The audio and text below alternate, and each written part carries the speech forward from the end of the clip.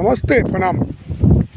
भोजपुरी से एक ऐसी खबर निकल के सामने आ रही है, आपको बता दें कि बुरी विवाद के साथ खेसारी लाल यादव जी का गाना एक रिलीज़ हो चुका है।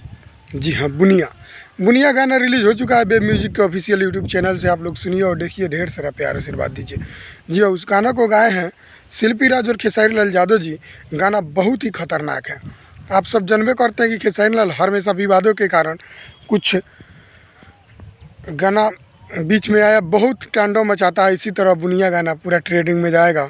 आपको बता दें कि बुनिया में बहुत बुनिया भतार हमर हलवाई लेखा लागे आ लगन में पूरा बुनिया लेखा चाटे। बहुत मतलब ज़बरदस्त गाना है। वीडियो को हम देखे, वीडियो के साथ गाना आया है। पहले ऑडियो छूटा था, वीडियो आया है डायरेक्ट। बहुत ज़बरदस्त गाना है। आप लोग सुनिए, ढेर सारा प्यार आशीर्वाद दीजिए, ढेर सारा शेयर कीजिए। बुनिया कृष्णा बेदर्दी जी लिखे हैं और ख़ुद म्यूजिक डायरेक्टर कृष्णा बेदर्दी जी हैं। बहुत ही ज़बरदस्त गाना है बुनिया। वेब म्यूजिक के यूट्यूब चैनल से रिलीज़ हुआ है।